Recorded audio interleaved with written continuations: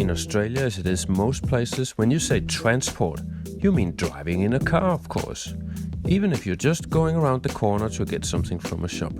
But just in the last years, I've noticed more and more people like myself who are beginning to jump up on the bicycle and people using their feet.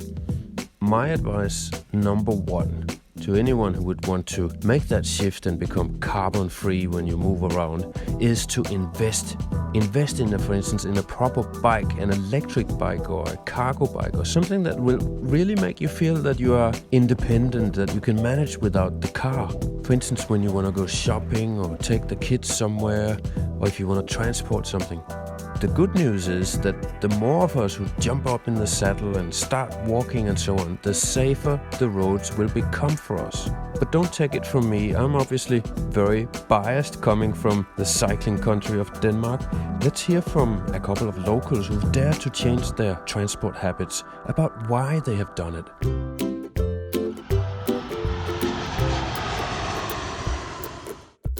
Riding my bike I feel is a privilege, and it's deeply symbolic for me. There's no cost to me to do this, to not drive my car, just to ride my bike. I feel connected with the natural world and my community. It's lovely.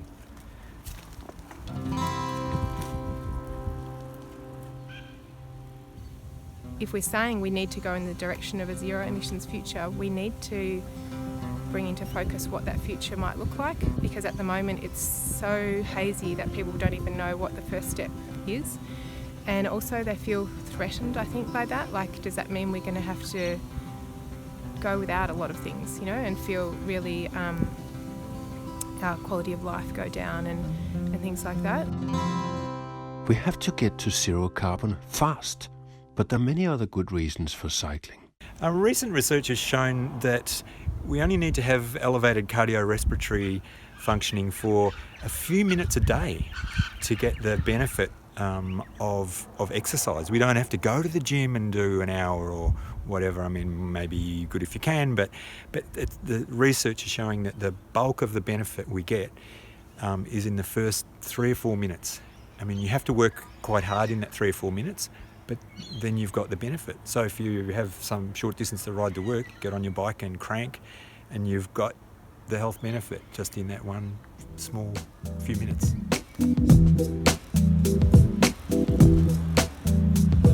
When the weather's difficult, when the weather's inclement, maybe it feels like a small cost until I get going.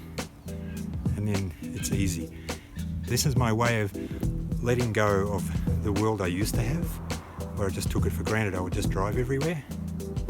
And when I thought about leaving that world and going to a world which has less energy, where it feels like the right thing to ride my bike instead of driving my car, and it felt like I'm going to have to give something up. It's going to be difficult.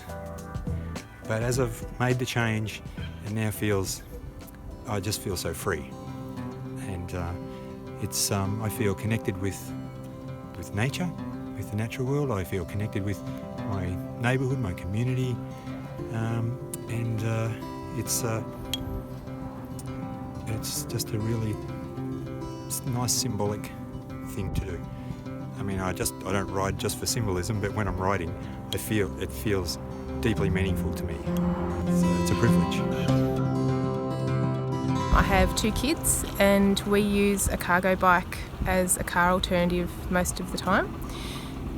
We do actually have a car, but when we got the cargo bike, we put it on a car share platform, so we actually don't have the use of it most of the time, and yeah, it's working out really well. In fact, we feel now quite confident that we could manage without the car. I noticed in the last year that a lot more families are using cargo bikes in my local community, and that's kind of exciting to me, because when I think about where we have to get to in the future with zero emissions society, I think we have to get around using other means, not cars, and I think bikes are a big part of that. So I'm really interested in how we can make that transition, and looking at the practicalities of what that means. Does it mean we have to do things differently or do different activities, do things more locally or whatever it might be. So what about flying? Should we all just stop flying? I think it was the first meeting or maybe the second meeting we took this quiz out, and it asks you to reflect on your life and what it is that you're actually doing, how you're living and how you're experiencing your life. And in that quiz there was this thing about the amount of times that you flew, you know, and so it said, oh, add up this amount of points or that amount of points for the amount of times that you flew. And of course I was flying quite a lot. I was flying every week up to Sydney. And so I was thinking, oh well, it's only a short hop. It's not like I'm going to Ireland. If I was going back to Ireland every week, it'd be big. But it's just Sydney. But when we added up all of the points that we had for the quiz, it told us basically how many, given the population of the planet, how many planets we would actually need if everyone were to live like that. And in my case, it turned out to be 5 or 7 planets, so something ridiculous and obviously unsustainable. And so really that did make me think about taking responsibility for my own life again, so bring it back down to the local to see, well, can I bring my life back into within one planet? And if I can, then I'm doing my little piece from where I'm at. So yeah, it got me thinking about, well, how do I change this flight pattern? How do I, you know, stop maybe doing that and reorganize my whole life, my income and what have you. And so I've done that by not taking those plane flights and by changing the way that I'm working and bringing that back into Geelong base, which is very local to me. So I don't need to fly. In fact, I've gone a step further. I said, at this stage I'm consulting, and I've said, well, you know, if I can cycle to you, you can be my client. But if I can't cycle to you, you can't be my client. So that was a pretty big step. But anyway, so it's different in terms of the thinking, and that's how that's how it kind of affected me and got me thinking, how do I shrink my carbon footprint? When I'm going to work, this is the bike that I take with me to work. Typically I put my computer in the side pannier on here. I might have, if I'm away for a day or two, I might take some clothes, pack it inside in here, towel, change of gear, and then phones and any other charging equipment that I might need up the front, and away I go. I'm good to go for a couple of days at least like that at work. This is an office on wheels. There's so many more benefits than just not emitting carbon. Sometimes the weather's really hot. I'm lucky enough to have an electric assist on my bike, and so I actually find it really pleasant in hot weather on the bike because you just get a really nice breeze and you don't have to push yourself hard. You can use the motor. And sometimes, you know, even if you're in all your waterproof gear, likewise the electric assist helps because you don't work up a big sweat. So much fun for all of us. I'll be riding down the street in the morning and my son will be yelling out, wake up everyone! Or, you know, then we'll be yelling out to the ducks hello, or noticing, you know, changes in the Merri Creek, or, you know, it's just really fun and bonding for us all. I think we all arrive much happier to school without being stuck in the traffic. Sometimes I imagine what it will be like for my kids as adults looking back at this time, and I'm quite certain that by the time they're adults we will be carbon free or close to carbon free, but the question is whether we've done it quickly enough to prevent catastrophic climate change. And I think that they will look at this time as critical, and it will become like, I think they'll see all the frivolous use of everything that burns carbon and just think we were insane.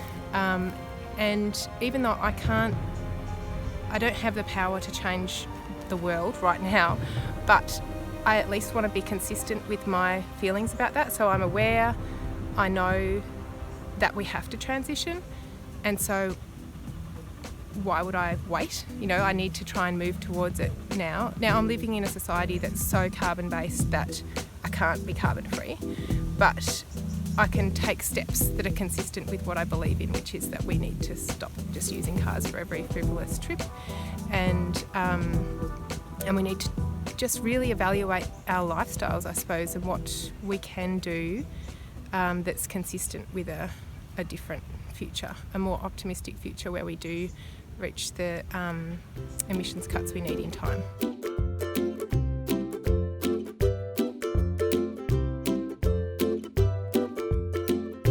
I've tried to grow a bit of this and that, but not very successfully, I have to admit, and certainly nothing that would make a real difference on our dinner table.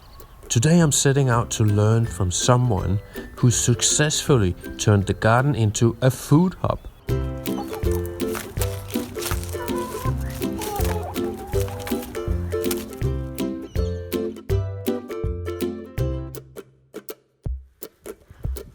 So, you know, in our society, we have this word waste. You know, there's so much waste out there that I don't see as waste. It's just gold that we're throwing into landfill.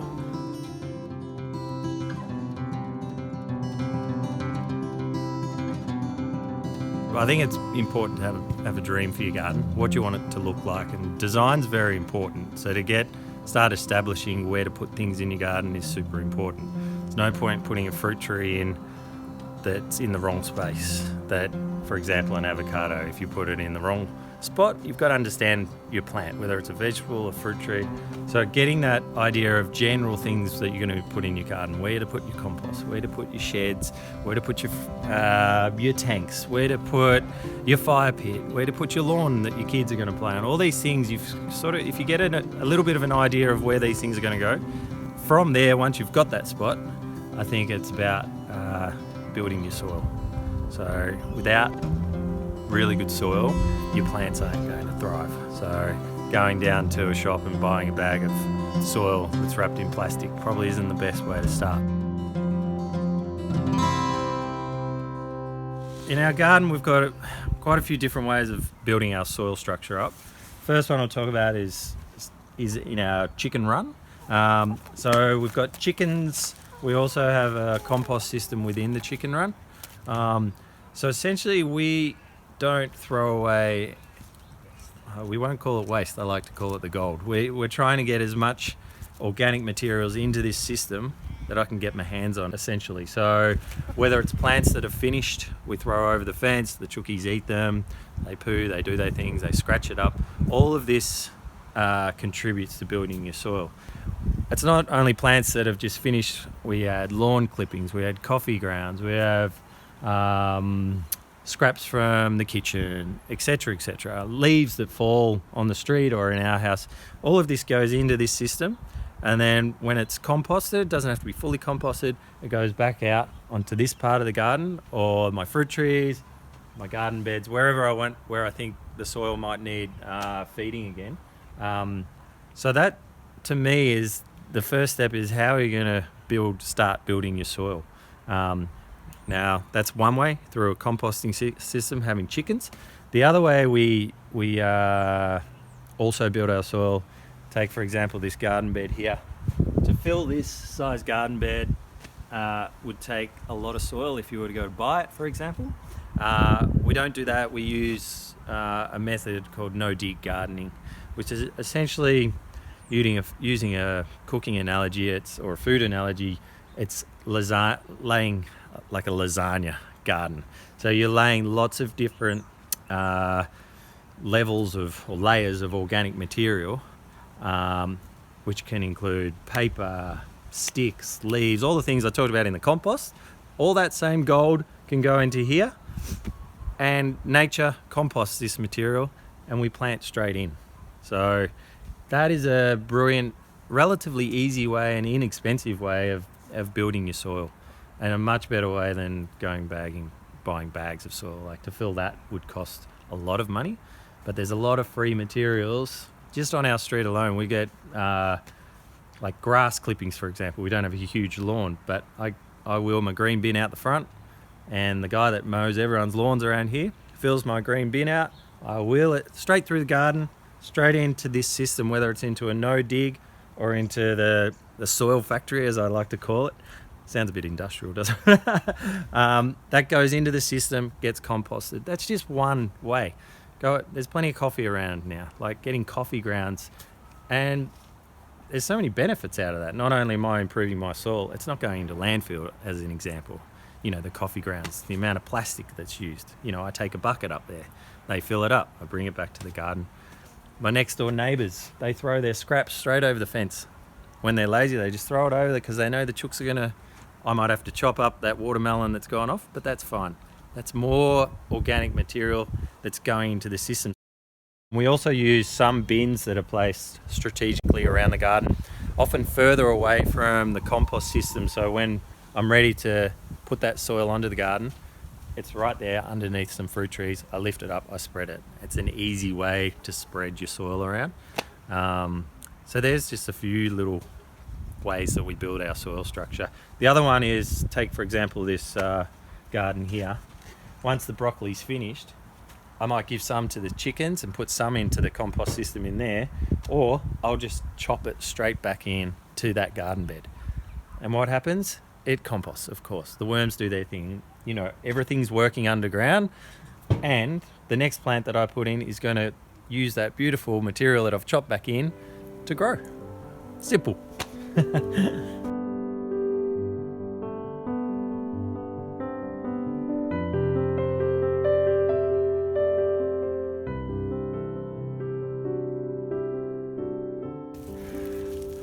That's just gold.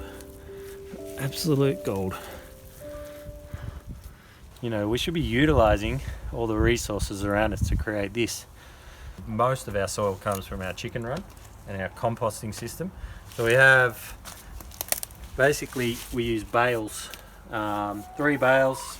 This one here is sort of disintegrated. And as they disintegrate, we then just spread them through the garden. I'm not going to buy that in a bag. Worms, so much life, so much gold in there alone. And that goes straight back into the rest of our garden and that's why we have so much success growing food, really. You know, without good soil, you got to get that step right. And then we've got enough sun, we've got water, we've got tanks, or we've got town water, those elements. But without the soil, I think that's the hardest one.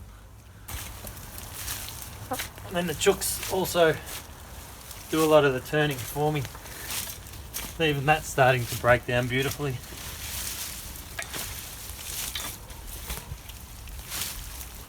And keep shifting it.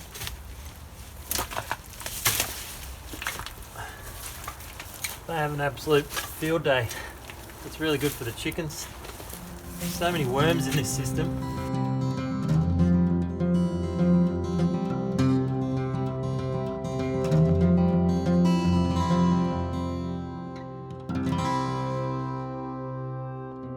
People, I think, have forgotten how amazing food can taste from your backyard.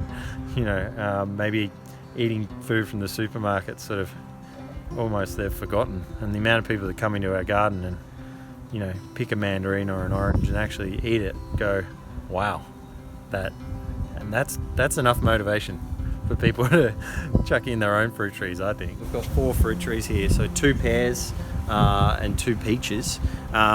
A great use of space. Like, some people think you're not going to get much fruit from this little area, but take this Nashi as an example. Last season we had over 100 fruit from essentially, you know, a relatively small area. We could turn our backyards into thriving espaliered orchards. You know, this lawn, once my kids grow up, that's exactly what I'll be doing. I'll be turning this into another 40 fruit trees. That's the plan. And herbs underneath, and etc, etc. We can cram so much food into our backyards, and we don't have to rely on it coming from far away. And that's going to help our planet big time.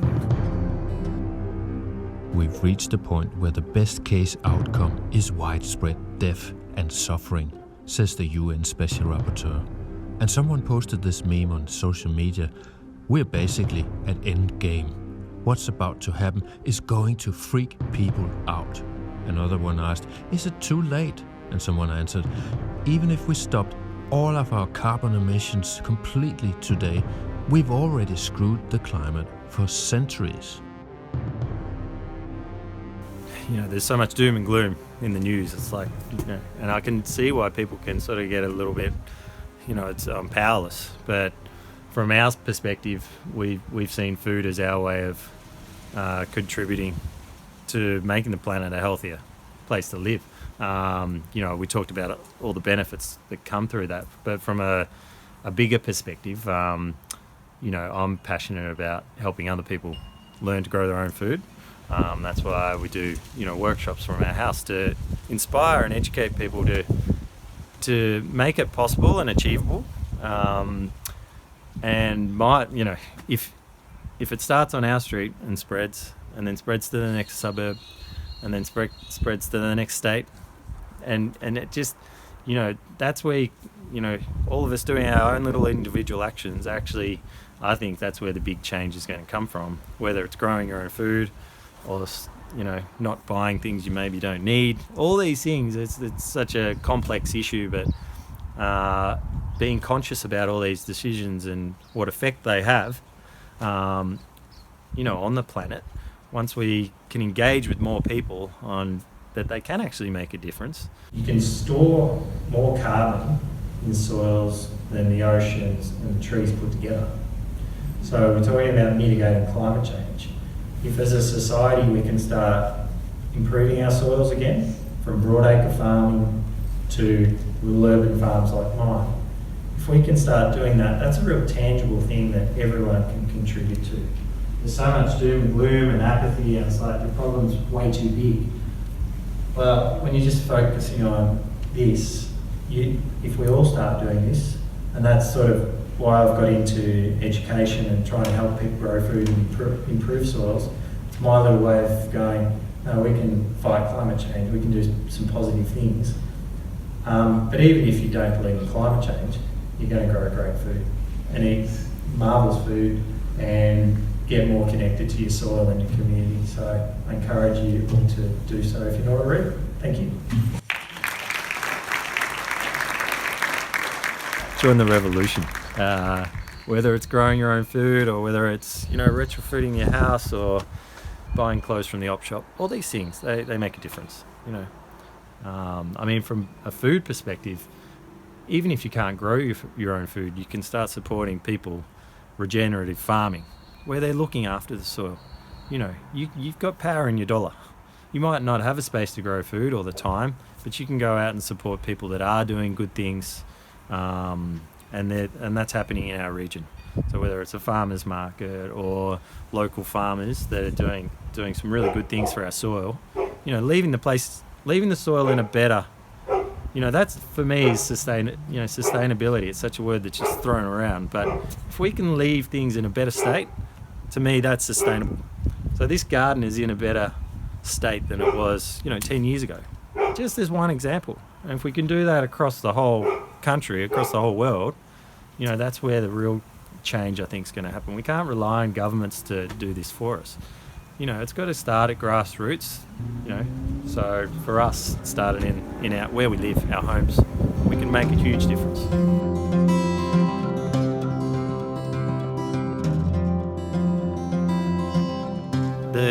The community aspect, a lot of people don't think, you know, you grow veggies for yourself. It's not that. Like, we've got an excess of grapefruits, for example.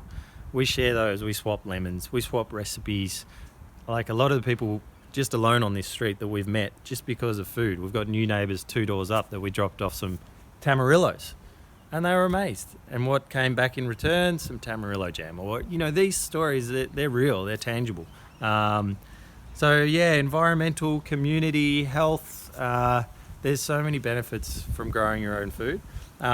Financial as well. A lot of people think, you know, it's expensive to grow your own food. We save a lot of money in growing our food from this garden.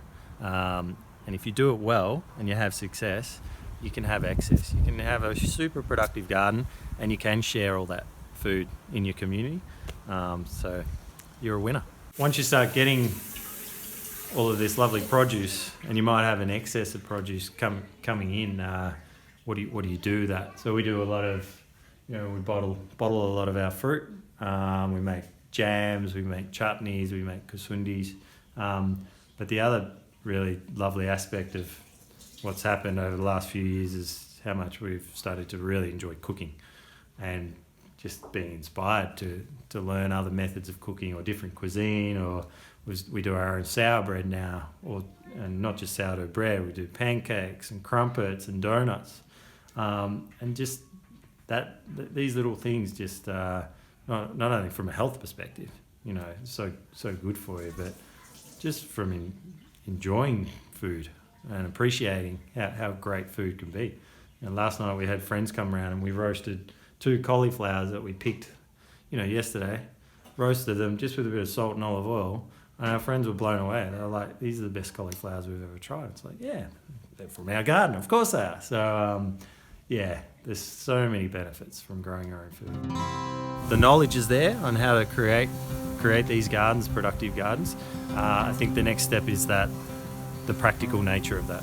I think we need to start getting serious about, like we talk about food security, why not actually grow the food in the city? Wouldn't that be revolutionary? Well, it's not actually. There's lots of cities doing this, so that's what's driving me at the moment. And I'm talking with councils as well about how we can not only grow lots of food for our community, but have the people involved in that process so they own it.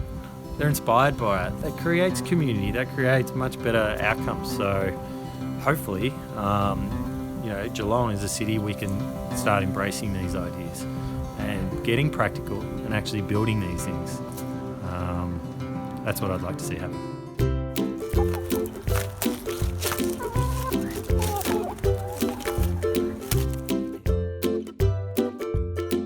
There's a lot of good old-fashioned common sense in recycling and reducing and repairing things, putting more time and effort into that. But we tend to forget that we can also simply refuse. There's so many things we could refuse to buy, so we don't end up filling our bins with plastic, for instance. I found that in many of the Transition Street groups, people really like to explore this topic, and they share what they know about food and what you can make at home.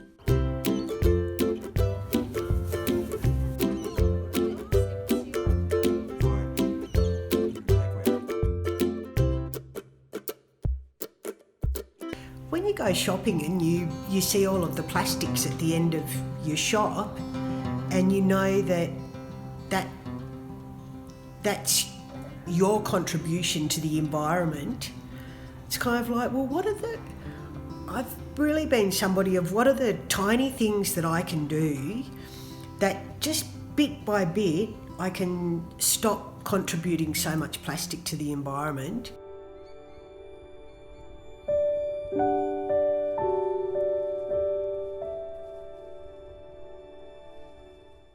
I really like experimenting. I'm very practical. So I like mucking around and making things for myself. So to start with, I was buying washing detergents and dishwashing detergent and got sick of all of the plastic that I used. So then I started buying them in quantities. But from then I thought, no, I can make my own, and then I don't even have to worry about that. So I found some recipes online and I make my own laundry detergent. It's taken me a while to perfect it, but it's really good. So this is it. From there, I've made my own moisturiser, which seems to work really well, and I like that. It's another thing that now I don't use plastics for that, and the ingredients last a really long time. So I got that off the internet. And also from Sustainability Geelong, I got a recipe for making my own deodorant. And I find that actually works much better than the bought deodorant. And it's only a couple of ingredients, which again last for ages. So that's been doing really, really well. Also beeswax wraps. I make my own beeswax wraps, which is really simple. And so that's another way that we can avoid using plastics. I guess another thing is that Mark and I, we rarely buy anything new. Almost everything that we purchase wherever we can is second hand. So, and furniture I'll restore it myself, which is another thing I like. I just really feel it's important and more meaningful in life to actually have things that you may have contributed to creating as part of your life. And making all of these things has made me more conscious of that throwaway society of, just buying a plastic bottle of things. In West Geelong, the Cement Works Transition Street's monthly meeting has yogurt making and sourdough on the agenda. Really soft, and you'll know, and you use that to make your bread.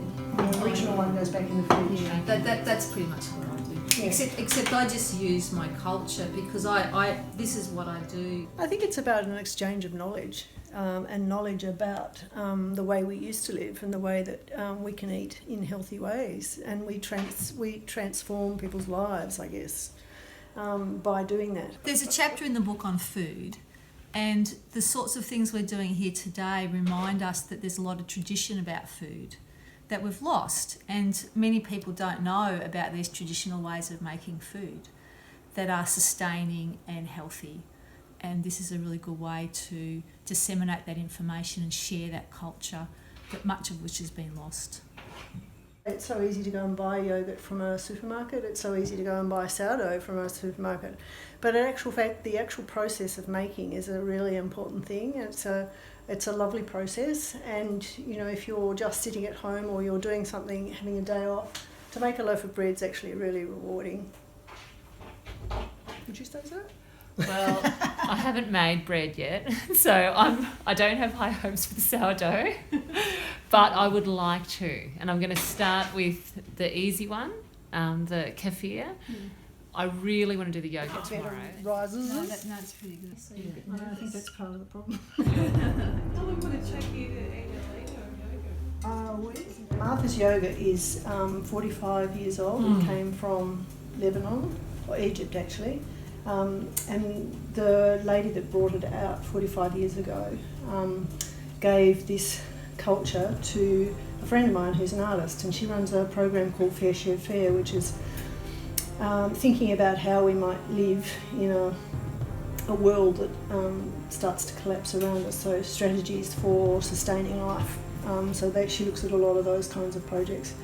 And the idea is that you hand on knowledge and hand on food like this, and this is a way in which we can continue to survive if we hand these things on. We don't go to the supermarket and buy a yogurt in a plastic tub. What you're saying about the age of the cultures, that's what's happened to our microbiome over generations, is that it's changed so much from keeping us in health. Yeah.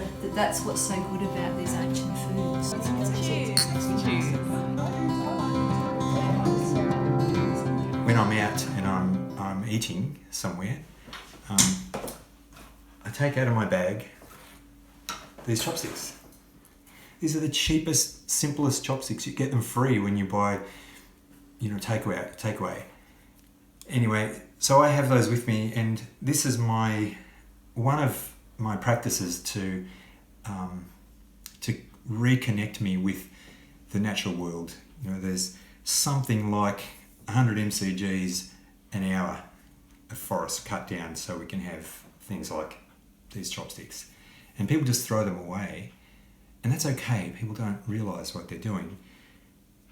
And I don't judge anyone for doing that, by the way. But my practice is to as I hold these, it reconnects me with the natural world. It reconnects me with most of the world's population who don't eat with knives and forks. They eat with these or with their fingers. So, it's just the privileged few Westerners who get to eat with cutlery. So it's just a lovely way to connect with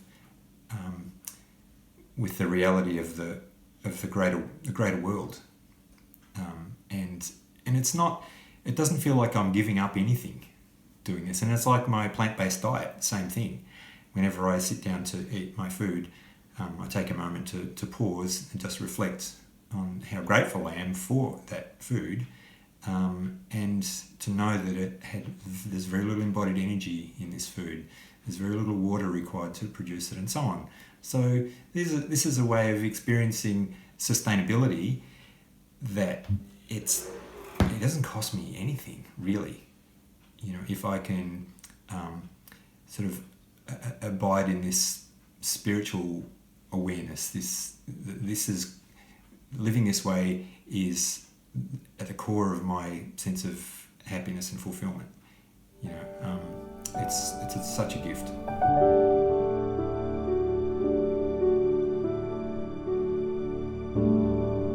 Composting. It's a simple topic in a way, but it's super satisfying and it's even fun.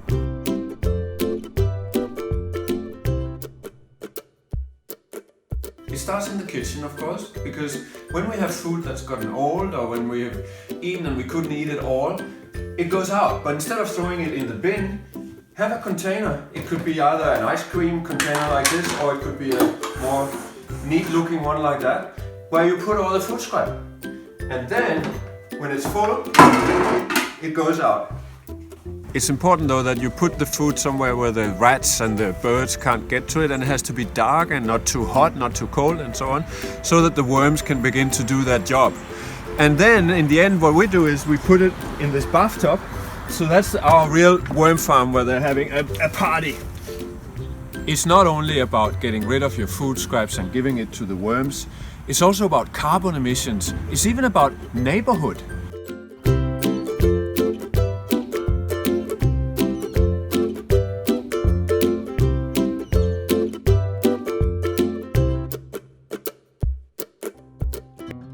To build a bit of neighbourhood and community, like amongst 14 houses in a street, me and my 2 children decided to request to our neighbours bring their compost to our place, because we wanted to divert compost or food scraps from landfill to something productive. And because we eat what we buy, we don't have a lot of compost.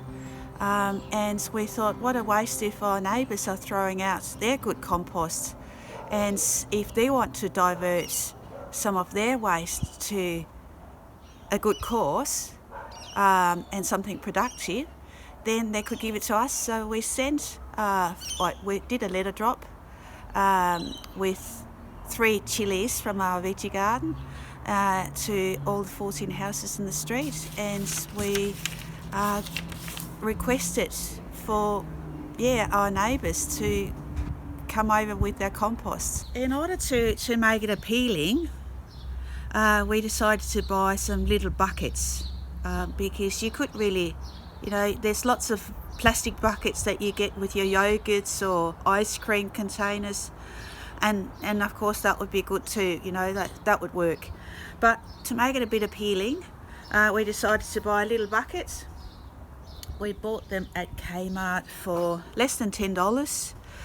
We bought 5, and that means that our neighbours can come with a full bucket, drop it at the doorstep, then they pick up an empty and go home.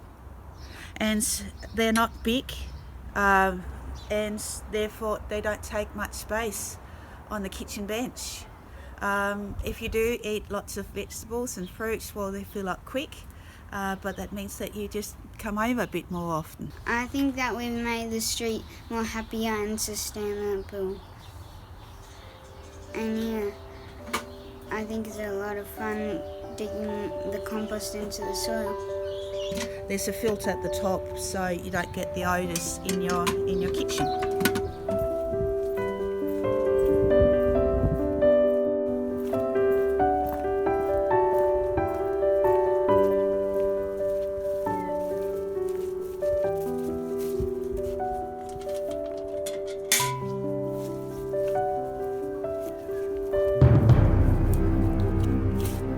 So when you have food and you put that to landfill, it sits in landfill in a big pile, and the big pile oxygen cannot penetrate. When food sits in your compost bin, it's a small pile and oxygen can penetrate. Therefore, CO2 comes from your compost bin, but CO2 is a lot less potent for the atmosphere than methane. It's very important that we keep food scraps in our own gardens. Use it there, but also you produce a lot less greenhouse gas pollution. It's around half. So when you can cut your emission in half, but also you can actually grow good produce based on, like our vegetables love compost. They need it. And basically what you see in our veggie garden is pretty much free food. So it's a full circle. It's bringing your neighbours in, but it's also ensuring that we don't put resources to curbside to be sent to landfill when we can use it at home.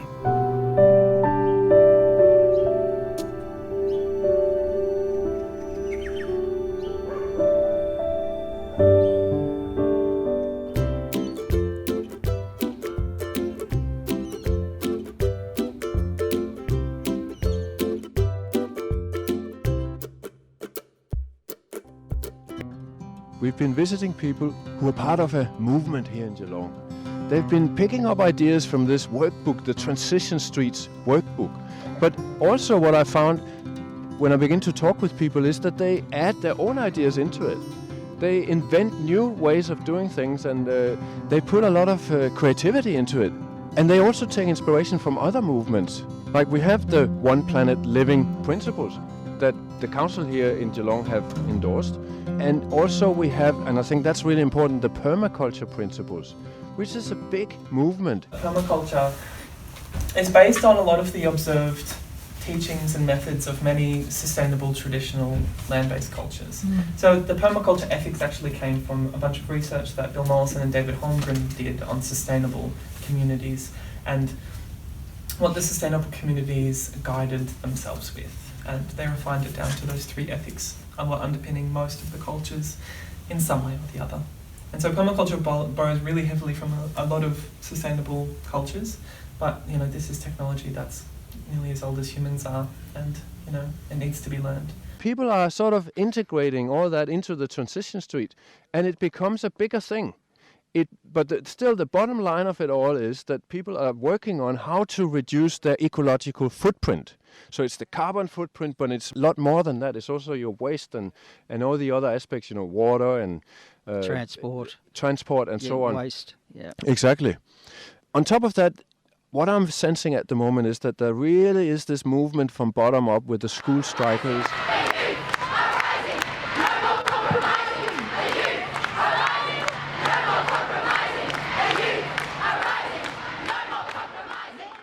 And with the Extinction Rebellion, protesting harder and speaking up louder about that the politicians need to change. But this is an emergency. The waters are all climbing, and so we have to rise up now.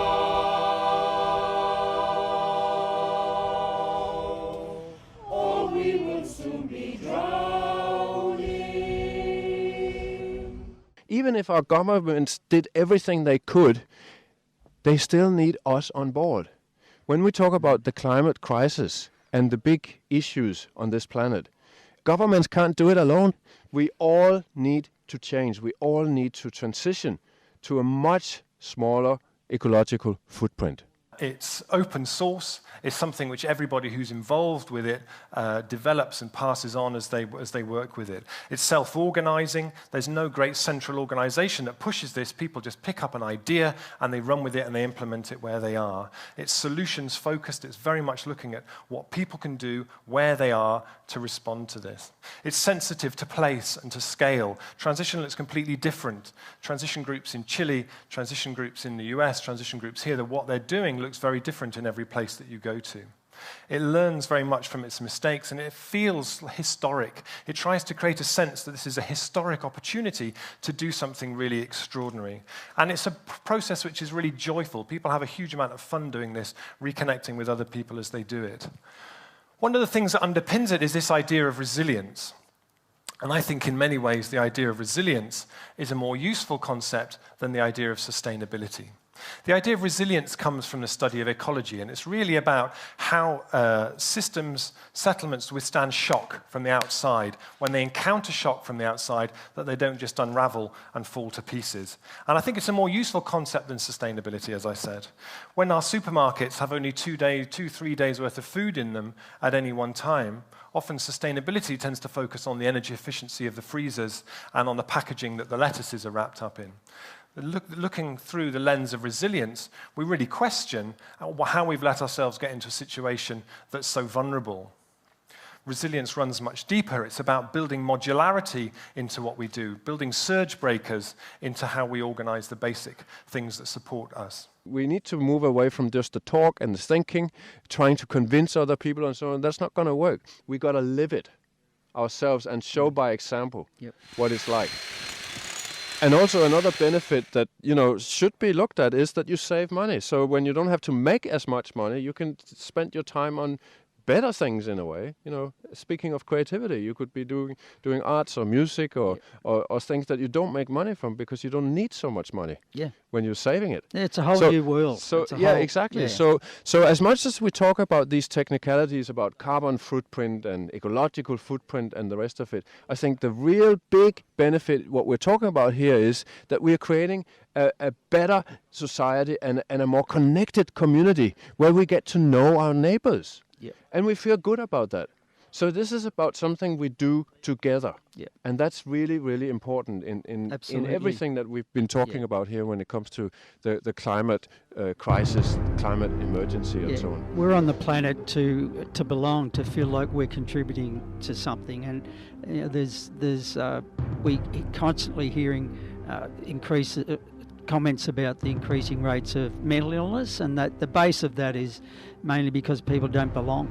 They don't feel like they belong to anything. They're not included in things, and this goes a long way to curing that. That's part of the world that we want. So this is about building, in a way, a new world, a new society, a new community.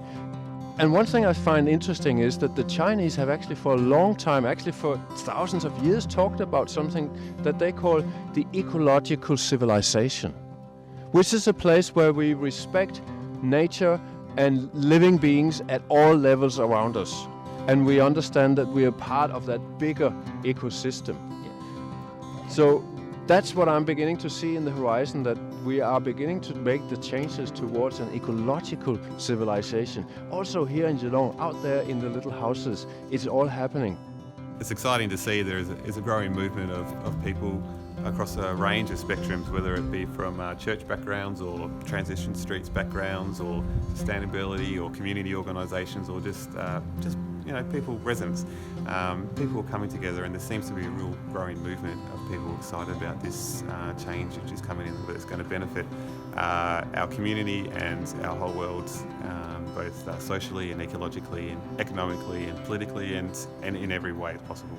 So I can certainly say I've been inspired and can recommend you to have a look at this Transition Street movement and the booklet which gives you all these ideas to how we can move towards this more ecological kind of society. The ecological civilization. I like it a lot.